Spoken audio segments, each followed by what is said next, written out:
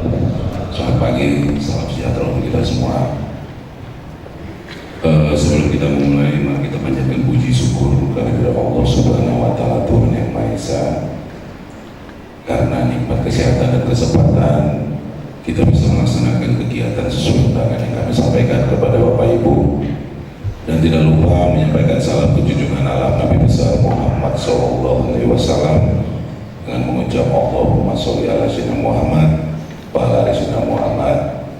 Semoga barang siapa yang selalu menyampaikan salam mendapat syafaat di hari akhir. Amin.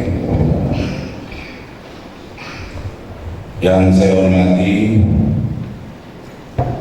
ini kalau dibaca panjang Pak, ada banyak ini, tapi nggak apa-apa, saya bacakan biar kita sama-sama tahu siapa yang diundang.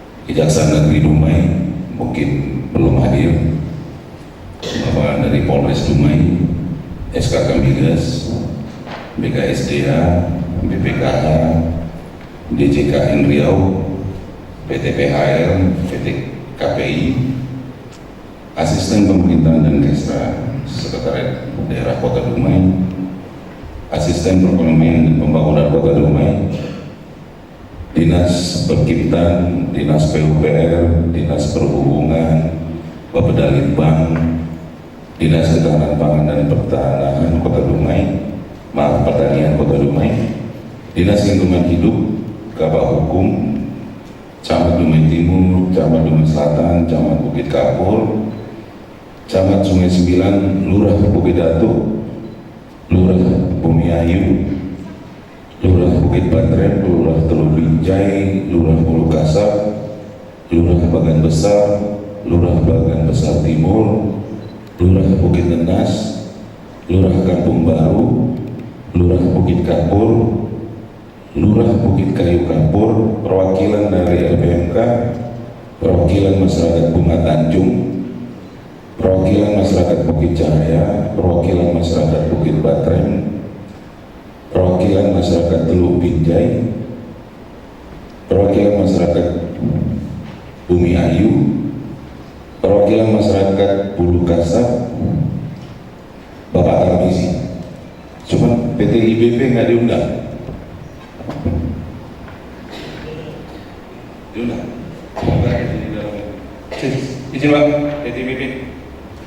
Tadi sendiri. Iya Pak, sendiri Pak. Bosnya mana?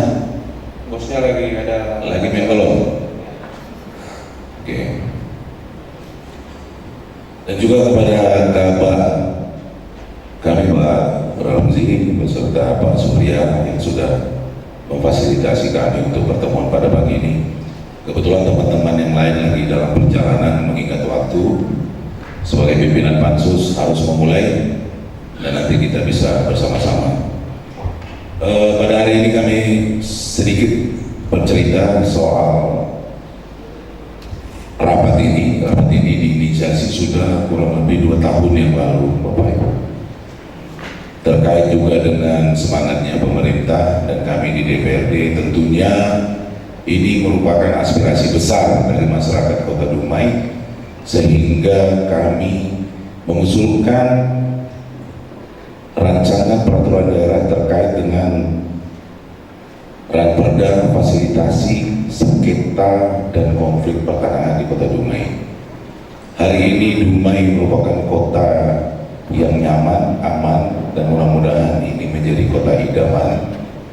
Tentunya juga tidak terlepas dari kondusivitas dari masyarakat yang ada di Kota Dumai. Nah, ini menjadi perhatian kami di DPRD sehingga kami membentuk Pansus ini, dan terima kasih Bapak dari PT PHR ya, yang selalu setia menemani kami rapat-rapat baik itu di DJKN, ESDM, dan kemarin di BPK, nggak ikut, BPK nggak ikut, di DJKN dan di SDM. PT KPI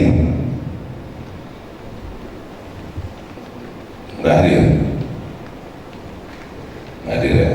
Terima kasih juga untuk Pak DJKN, Pak, makasih bisa hadir. Pak BPKH, terima kasih. Ini kemarin kami sudah bertemu juga terkait dengan ada beberapa wilayah yang memang ada kaitannya dengan BPKH. Hari ini mudah-mudahan nanti bapak-bapak yang hadir dari perwakilan masyarakat, lurah dan camat, kami kasih kesempatan untuk berbicara sehingga kami nanti bisa merampungkan substansi dari Ranperda yang insya Allah akhir bulan ini sudah kami paripurnakan. Nah, setelah dari pertemuan ini nanti Bapak Ibu, kami insya Allah akan menindaklanjuti untuk ke Jakarta, bertemu di DPR RI, Komnas HAM dan beberapa kementerian, sehingga apa yang dimaksudkan dari Ranperda ini bisa terwujud dan Ranperda ini bisa menjadi payung hukum. Ya Pak Riza, ini dari Perkimtan, kebetulan bagian bidangnya bidang pertanahan, yang juga sudah mensupport kami dalam beberapa rapat, dan mudah-mudahan juga bisa segera terrealisasi Pak pemetaan kita.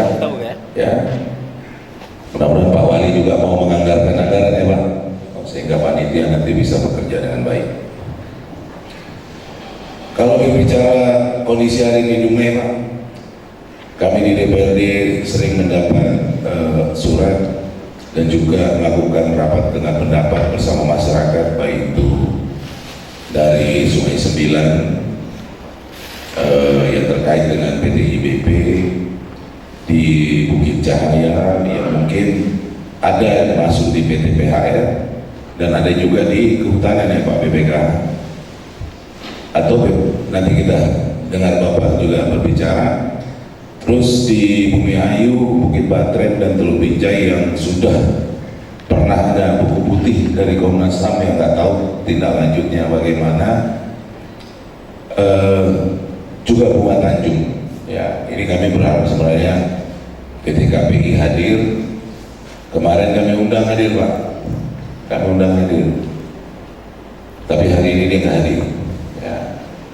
Tapi nggak apa-apa karena ini masih berproses, mudah-mudahan juga nanti bisa hadir dan kita bisa ketemu sama PT KPI sehingga masyarakat memiliki wadah melalui perda ini. Dan sedikit saya kasih gambaran bahwa perda ini nanti yang insya Allah akhir bulan ini kami setujui merupakan rangkaian dari fasilitasi yang akan dilakukan. Jadi nanti bapak-bapak baik itu kejaksaan dan kepolisian izin sesuai dengan arahan yang kami dapat dari Kementerian Dalam Negeri. Pak Marbun sebagai Direktur Peraturan Daerah sudah menyampaikan apa-apa yang menjadi muatan sehingga nanti tim fasilitasi ini bisa sama-sama bekerja sehingga apa yang diharapkan oleh masyarakat bisa juga tercapai. Baik Bapak Ibu, untuk mempersingkat waktu nanti Bapak Ibu kami kasih kesempatan dan izin ini kami rekam Bapak Ibu ya, karena nanti ini menjadi muatan kami dan akan kami sampaikan ya. Dan juga ada beberapa hasil pertemuan kami dari DJKN, SDM dan juga BPKH. Ini juga sudah kami simpulkan sehingga mudah-mudahan hari ini apa-apa Bapak Ibu yang perlu disampaikan sehingga kami semakin memahami dan apa-apa yang harus kami muat di dalam perda sehingga perda ini nanti punya impact Pak ya. Karena kita bicara hari ini bukan kepentingan yang lain, tetapi memang kepentingan ini adalah kepentingan kita bersama sebagai masyarakat. Dan dinas sosial ada hadir. Ada beberapa contoh sedikit seperti beberapa kondisi selain pembangunan juga ada beberapa kegiatan yang terhambat karena situasi seperti ini. Nah ini yang perlu kita fasilitasi sehingga masyarakat ini kedepannya mengetahui dan memiliki langkah-langkah dan upaya untuk mendapatkan kepastian hukum sehingga Dumai bisa terus menjadi kota yang baik dan juga terwujudnya visi-visi pemerintah menjadi kota idaman. Untuk itu kami sampaikan pertama kesempatan untuk bapak-bapak yang saya sebutkan, dan mungkin nanti kita dialog ringan aja Pak ya. Dan ini tiap masyarakat memiliki beda-beda permasalahan. Ada yang di DJKN, nanti Bapak DJKN bisa menjelaskan, di PHR, begitu juga dengan Bapak BPKH dan SKK Migas. Terima kasih. Kemarin kami di Jakarta sama Pak siapa itu? Sama apa ya? Yang di SDM. Oke. Kok tambah ganteng begini? Beda ya. Oke. Oke, yang pertama kami kasih kesempatan untuk Bapak BPKH menjelaskan. Mungkin kami kemarin sudah sampaikan permasalahan yang ada di Dumai. Ini mungkin nanti yang Bumi Ayu, khususnya Bukit Cahaya, dan juga ada beberapa daerah yang kemarin kami sampaikan. Mungkin Bapak bisa jelaskan pertemuan kita di Pekanbaru kemarin. Silakan Pak. Terima kasih Saudara BPKH. Jadi terkait dengan adanya penguasaan tanah di dalam kawasan hutan, itu ada pola-pola penyelesaian beberapa yang memang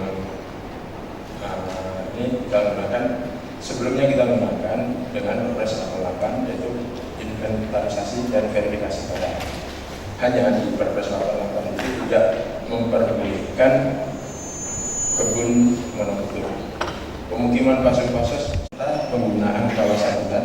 Di dalamnya termasuk mencantumkan mekanisme pengeluaran sawit dalam kawasan hutan dengan ketentuan yang berlaku. Dalam hal ini penguasaan 20-20 tahun, penguasaan 5 sampai dengan kurang dari 20 tahun itu perhutanan sosial, lebih dari 20 tahun itu pengeluaran dari kawasan hutan dengan perubahan batas kawasan hutan. Dalam hal ini mungkin pengertiannya untuk masyarakat awam itu pengertian seperti itu, penguasaan lebih dari 20 tahun itu untuk lahan garapan. Apabila pemukiman fasilitas itu bisa dikeluarkan dari kawasan hutan dengan kriteria-kriteria yang sudah ditetapkan di aturan Permen 7 LHK ataupun PP 23, termasuk semua kawasan hutan baik AL, HP ataupun HPK, kecuali kawasan hutan konservasi. Itu ada pengertian di dalam adalah mitra konservasi, walaupun pemukiman fasilitas dan lahan garapan dengan ketentuan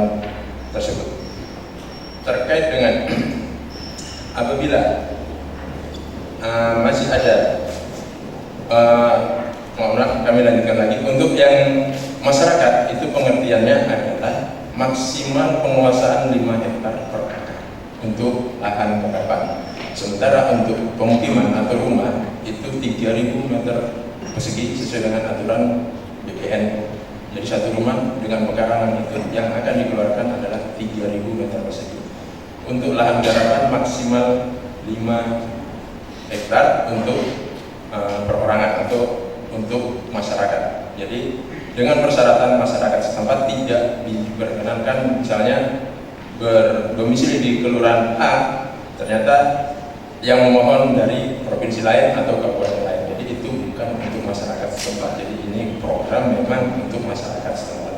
Terkait hal-hal lainnya permohonan bisa nanti Bapak Ibu lihat di Permen 7 LHK, ada lampirannya terkait permohonan invertora, itu di lampiran Permen nomor 7 LHK.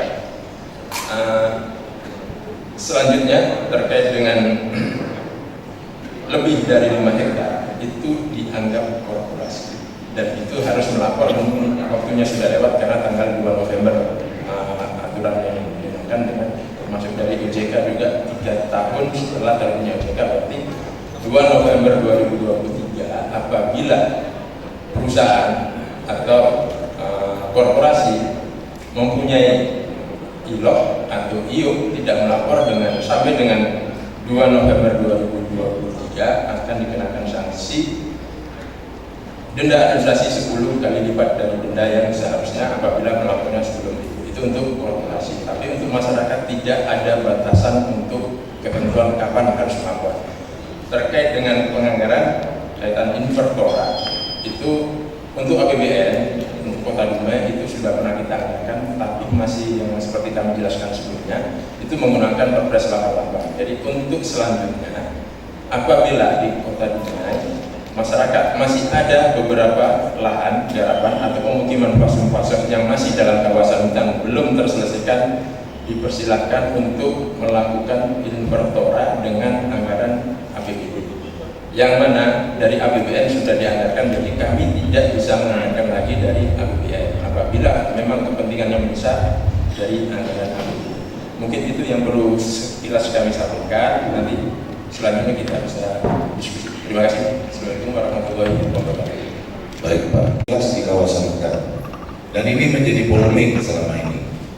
Di saat mereka harus menikmati pembangunan, bahkan untuk membangun sebuah RT saja mereka bisa. Ya, ini dampaknya begitu luas Pak. Sementara mereka bahagian dari kita, dan kita juga merupakan jabatan-jabatan dan kewenangan yang harus melayani fungsinya. Nah, saya ingin Bapak menjelaskan, ya, karena ini yang ada di kawasan hutan. Nanti juga kita akan bicara soal Bapak PAN, ya, karena di Bukit Cahaya juga ada yang merupakan bagian dari PAN. Ya, ini gimana Pak? Pelepasan yang dimaksud itu bagaimana? Nanti kami kasih kesempatan juga perwakilan dari Bukit Cahaya, silakan Pak. Mungkin kami Bukit Cahaya posisinya kawasan hutan apa? Kalau menurut ini Pak, mohon. Kawasan hutan bisa nggak ya? TBA. Oke. TBA. Apabila TBA seperti itu, TBA kan saya sebutkan tadi kawasan konservasi Pak. Kawasan konservasi hanya bisa mitra konservasi. Bagaimana mitra konservasi nanti mungkin Balai Besar KSDA yang akan bisa menjelaskan mitra konservasi persyaratannya seperti apa. Sesuai dengan Permen 7 LHK memang terinci Pak, mekanisme pengeluaran dari kawasan hutan apa semuanya, termasuk kawasan hutan konservasi, disebutkan bahwa pengeluaran walaupun penguasaan lebih dari 20 tahun itu adalah mitra konservasi. Bisa dengan pola lain jika bisa menunjukkan bukti bahwa di kawasan tersebut lebih dulu penguasaannya dibanding SK TIHK atau tahun 86, karena itu kawasan hutan pertama kali untuk provinsi Riau. Apabila ada bukti penguasaan sebelum 86 itu bisa dikeluarkan dari kawasan hutan walaupun itu kawasan konservasi. Gitu. Berarti kalau mereka berada sebelum SK 86 itu keluar, berarti dengan pembuktian ada upaya untuk mereka lepas. Betul. Apabila ada bukti penguasaan sebelum tahun 86 atau mungkin tahunnya sama, ya, tahun 86 tapi sebelum bulan Juni tahun 86 bisa. Dari situ Karena apa? ini kami catat, Enggak. ini kami catatnya. Ya, artinya jika ada pembuktian sebelum tahun 86, kami akan masukkan di dalam muatan perda ini bahwa bisa dilakukan upaya pelepasan dengan pembuktian ini masuk oleh aturan. Nah, sesuai aturan Pak, maksudnya pembuktian nanti ada validasi dari yang misalnya gitu, validasi penguasaan tanah, berarti validasinya nanti dari Oke. apabila BPN menyatakan bahwa bukti tersebut sah, kehutanan akan merekomendasikan keluar dari kawasan hutan apabila penguasaannya tersebut sebelum tahun 86. Terima kasih Pak. Nanti kita baru tukar pikiran Pak ya. Silakan Pak PAR.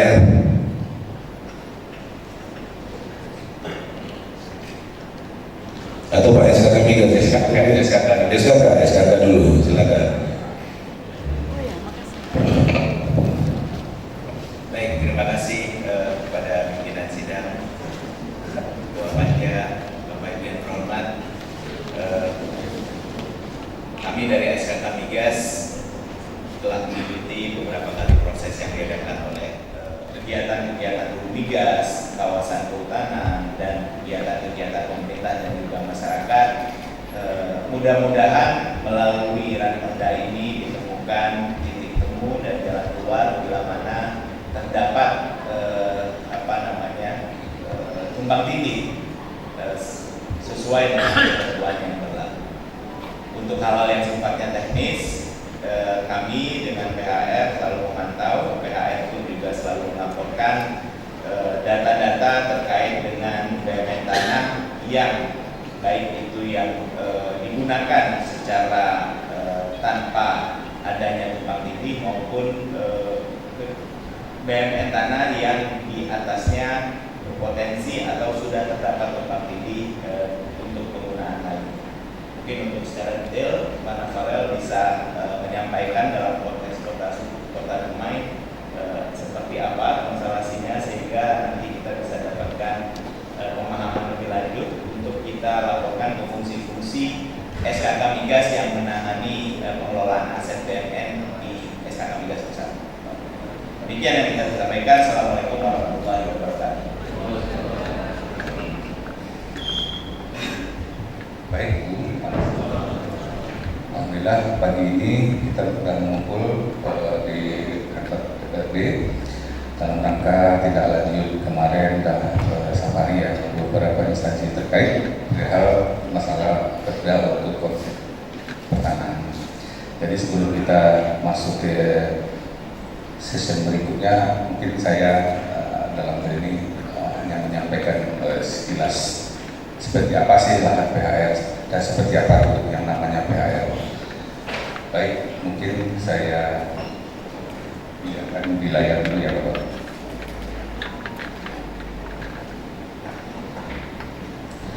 Ini peta Dumai. Jadi ini juga tadi saya sampaikan kepada kontraktor tidak sama PT Pertamina Hulu-Rokan. Tadi sudah disampaikan juga oleh kawan-kawan, juga sudah disampaikan juga oleh dari SKK Migas. Bayangin kalau memang PHR ini adalah kontraktornya SKK Migas, kami adalah kontraktor kuasa pengguna. Kuasa penggunanya dalam barang milik negara Hulu Migas ini adalah SKK Migas, penggunanya adalah Kementerian SDM yaitu PPBPN, dan pengelolanya ada di JKN. Dan yang namanya barang milik negara Hulu Migas ini pemiliknya adalah pemerintah Republik Indonesia, CQ Kementerian Keuangan. Jadi inilah dasar kita bergerak berada di wilayah kerja Rokan. Dalam hal ini kami juga sedang mendapat limpahan dari Kementerian SDM, itu ada sekitar 9.000 line ID BPN. Jadi tanah sebanyak 9.813 line dengan luasan yang tahap pertama yang dihanoverkan ke Pertamina Hulu-Rokan. Untuk yang dimaksud dengan ID BPN Dumai Camp itu tercatat di Kementerian Keuangan adalah ID BPN 8254. Jadi dengan luasan 3.365 hektar. Jadi nanti kalau ada yang tanya seperti apa luasannya, dasarnya apa, jadi ini adalah dasar kita yang namanya SAP 7675. Ini adalah peta SAP 7675. Kemudian ini menjadi dasar bagi kita juga untuk melihat kota Dumai seperti apa. Jadi inilah SAP 7675 itu dia berada. Jadi yang kita bicarakan sebagian besar itu termasuk Kampung Bukit Jaya, Bukit Batren, Bumi Ayu, termasuk TWAC Dumai. Itu semuanya masih berada dalam SAP 7675. Jadi di SAP 7675 ini juga ini ya SAP 7675 pakai kita yang baru dikeluarkan dari SAP 76 SK 882 tersebut yang tahun 1 hanya beberapa bidang, ada 12 bidang, yaitu referi Pertamina, Kudapel, Bea Cukai, yang ini yang baru dikeluarkan. Makanya itu sampai sekarang sudah tercatat di Kementerian Keuangan, itu berbentuk ID dan 8254. Jadi nanti ada pertanyaan dari mana datangnya SAP 7675. SAP 7675 itu berasal dari SK hak pakai dari Kementerian Agraria tanggal 30 November 1961. Itu ada seluas 4.055,62 hektar. Jadi dasarnya apa? Dasarnya adalah surat dari sebentar.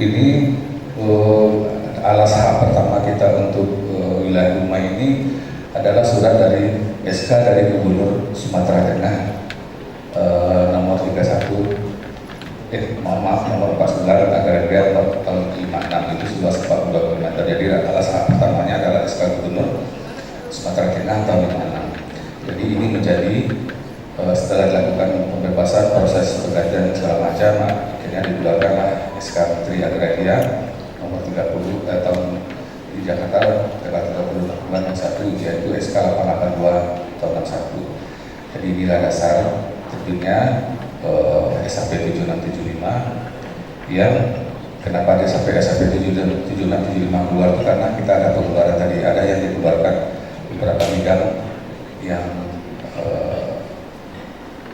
ini yang ada 12 bidang, makanya terjadi kita SAP 75. Dan kalau kita lihat dari sonar tadi dan Google tadi bisa dilihat seperti itu. Jadi kalau tadi dari teman DLHK menyampaikan mana dua, ya pasti kita duluan karena adanya rumah ini, adanya keberadaan apa itu memang bangunan dimulai oleh Viva Techwell Company tahun 56. Mungkin itu dulu buat sekedar gambaran bersama aja dulu. Kalau kondisi sekarang sampai sekarang masih tercatat di Kementerian Keuangan dengan ID BMN tadi. Jadi mohon maaf kalau nanti kita bicara, mungkin kita bicara alas ini bukan miliknya PHR, bukan miliknya Chevron, bukan miliknya Kaltek, bukan miliknya ID Techwell Company, tapi ini barang milik negara Unikas yang sampai sekarang masih tercatat di Kementerian Keuangan. Itu dari saya dulu, terima kasih Pak Ketua. Yang terhormat Bapak Pimpinan dan para peserta rapat sekalian, sebelumnya kami mohon maaf karena pimpinan kami tidak bisa hadir pada hari ini sampai 3 hari ke depan. Selasa, Rabu, Kamis kebetulan ada acara Aset Talk, jadi memerintahkan kami untuk menghadiri acara rapat di pagi hari. Pengelola aset Satuan Kerja Khusus Minyak dan Gas Bumi. Dalam hal pengelolaannya kami dari DJKN tetap berpedoman kepada dasar hukum yang menjadi pegangan, yang mana saat ini ada 4 dasar hukumnya, yaitu yang pertama adalah Undang-Undang Nomor 1 Tahun 2004 tentang Perbendaharaan Negara, yang isinya antara lain menjelaskan bahwa barang milik negara adalah semua barang yang dibeli atau diperoleh atas beban pembelian atau berasal dari perolehan lainnya yang sah. Dasar hukum yang kedua, Peraturan Pemerintah Nomor 35 Tahun 2004 tentang kegiatan usaha hulu migas, yang salah satu isinya adalah menjelaskan bahwa seluruh barang dan peralatan yang secara langsung digunakan dalam kegiatan usaha hulu migas yang dibeli kontraktor menjadi milik atau menjadi kekayaan negara yang pembinaannya dilakukan oleh pemerintah dan dikelola oleh badan pelaksana. Dasar hukum yang ketiga adalah Peraturan Pemerintah Nomor 27 Tahun 2014 untuk Peraturan Pemerintah Nomor 28 Tahun 2020 tentang pengelolaan BUMN garis miring BUMN, yang menjelaskan bahwa BUMN garis miring BUMN meliputi barang yang berasal dari perolehan lainnya yang sah, antara lain meliputi barang yang diperoleh sebagai pelaksanaan dari perjanjian atau kontrak. Dan yang terakhir adalah Peraturan Menteri Keuangan Nomor 140 garis miring PMK garis miring PMK titik 06 garis miring 2020 tentang pengelolaan BUMN hulu migas, yang salah satu isinya adalah menjelaskan bahwa BUMN hulu migas adalah semua barang yang berasal dari pelaksanaan kontrak kerjasama antara kontraktor dengan pemerintah, termasuk yang berasal dari kontrak karya atau kontrak pokok dalam pelaksanaan kegiatan usaha hulu migas. Sedangkan sampai dengan saat ini mungkin kami bisa jelaskan K3S di Provinsi Riau. Nanti mohon teman-teman dari PTPR kalau ada yang salah mohon dikoreksi. Adapun luas total BUMN holding gas di tanah di Provinsi Riau adalah sebesar 81,43 hektar atau sekitar 66% dari total BUMN holding gas di seluruh Indonesia. Di Provinsi Riau ini terdapat 12 K3S yang beroperasi di wilayah Provinsi Riau. Salah satunya terbesar adalah PT PR atau Pertamina Hulu Rokan dengan luas total BUMN tanah sebesar 50,8 hektar. Jadi untuk kedepannya terkait dengan pengelolaan baik itu sewa, pinjam pakai, hibah, kami tetap selalu berpedoman kepada dasar aturan yang telah kami sampaikan, yang mana kami di Provinsi Riau dan di Dumai merupakan lembaga struktural yang bukan pengambil keputusan, dan sebagai pengambil keputusannya dari Direktur PKN DJKN atau Pusat Jakarta. Mungkin itu Bapak pimpinan yang bisa kami sampaikan. Terima kasih atas waktunya. Wassalamualaikum warahmatullahi wabarakatuh. Terima kasih Pak. BKSDA bukan 50 hektar. Kalau 50 hektar. Silakan Pak BKSDA. Assalamualaikum warahmatullahi wabarakatuh. Salam sejahtera buat kita semua. Terima kasih Bapak Pimpinan dan segenap kepada kami yang kami hormati, Bapak Pimpinan, kemudian Bapak Ibu, para hadirin sekalian. Jadi kami dari Balai Besar Kasda Riau, kebetulan kami juga masih baru 6 bulan tugas di BBKS Riau. Nah, yang ingin kami sampaikan kaitannya dengan keberadaan dari kawasan Taman Wisata Alam Sungai Dumai. Nah, kalau kita kembali atau merujuk pada sejarah, bahwasanya awal atau inisiasi daripada kawasan ini ditetapkan sebagai kawasan konservasi itu berdasarkan keputusan dari Gubernur KDH di Satu Riau dari tahun 1985. Kemudian tahun 1990 itu sudah ditetapkan oleh Menteri Kehutanan. Nah, kenapa ada penetapan satu kawasan konservasi yang ada di Dumai ini? Nah, itu kembali lagi bahwasanya berdasarkan kajian saat itu, Taman Wisata Alam Sungai Dumai ini atau kawasan hutan ini adalah sebagai catchment area atau tangkapan air, dan itu hulunya dari Sungai Dumai. Nah, kemarin kebetulan kita juga sudah melakukan kerjasama dengan Kemku Dumai, khususnya dengan DPR, itu berencana membangun 3 embung sebagai mitigasi untuk pengendalian banjir. Nah, kemudian lokasi yang saat ini direncanakan untuk membangun embung itu memang dari dulunya itu sebagai tasi. Nah, sehingga ini mau dikembalikan lagi karena posisinya saat ini tasi itu sekarang sudah tidak kelihatan karena sudah mungkin pendangkalan, kemudian di sana menjadi semak. Jadi itu juga mungkin menjadi salah satu mungkin yang dirasakan oleh masyarakat Kota Dumai, banjir yang selama ini mungkin di rob, ada di rob, kemudian ditambah lagi dengan adanya sistem tata air yang ada di hulu Sungai Dumai itu mengalami kendala. Nah, sehingga sejak tanggal 9 Oktober lalu itu sudah dilakukan atau dimulai pengorekan embung yang ada di kawasan Dumai. Ini kalau kita merujuk kepada sejarah, kaitannya pentingnya sebetulnya, ya, pentingnya dari hutan yang saat ini ditunjuk sebagai Taman Wisata Alam Sungai Dumai. Di samping memiliki beberapa potensi berdasarkan kajian pada saat itu, sebagai habitatnya harimau Sumatera, kemudian beberapa jenis satwa dilindungi.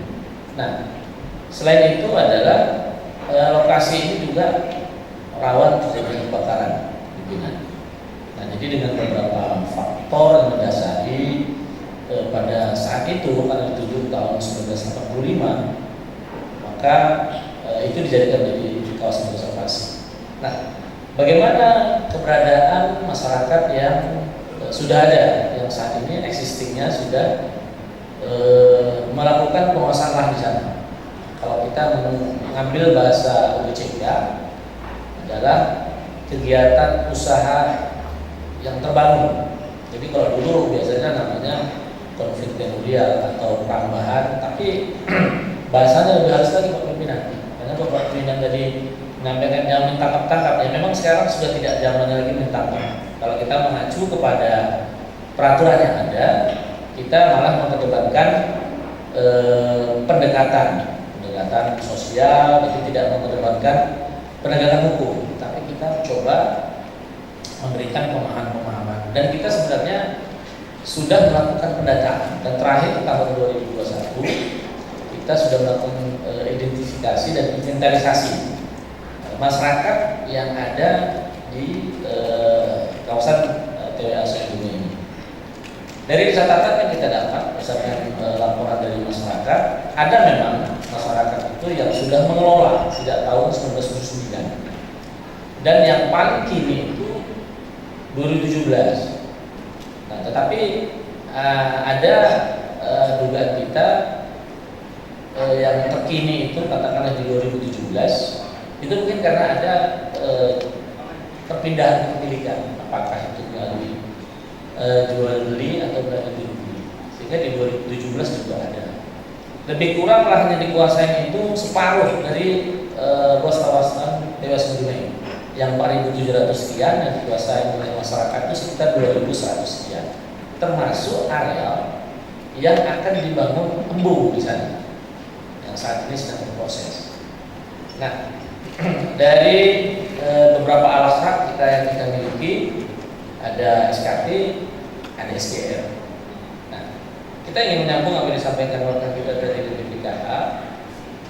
Kalau memang bisa dibuktikan secara legal kepemilikannya, kemudian setelah dilakukan verifikasi dan validasi, ada kemungkinan memang apa yang disampaikan tadi oleh teman dari BPKH.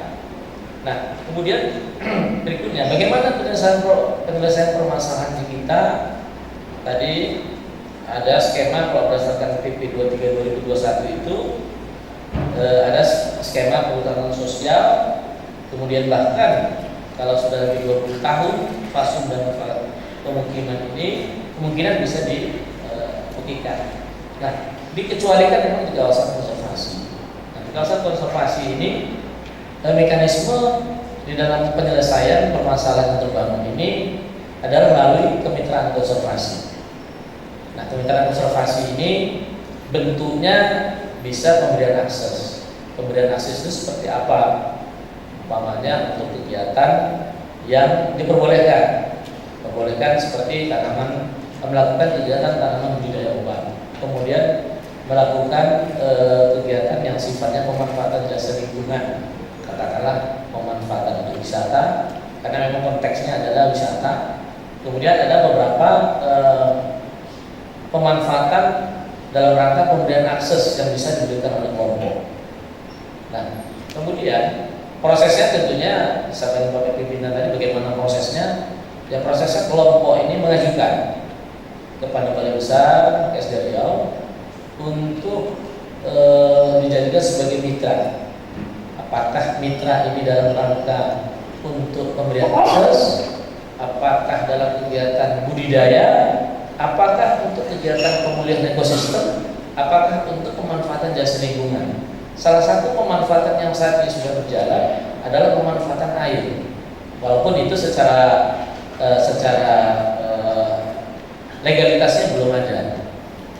Nah, sehingga kita juga tidak mengedepankan penegakan hukum, tapi kita lebih kepada pendekatan non litigasi. Jadi kalau istilahnya ultimum remedium. Kita tidak menganggap pidana itu sebagai langkah awal, tetapi itu langkah akhir ketika tahapan-tahapan yang sudah kita lakukan melalui kegiatan, melalui tindakan persuasif, kemudian pendekatan sosial ini memang tidak bisa diterima. Saya kira itu Pak Pimpinan yang bisa kami sampaikan. Terima kasih. Bila kurang saya mohon maaf. Wabillahi taufiq wal hidayah. Assalamualaikum warahmatullahi wabarakatuh. Terima kasih Pak.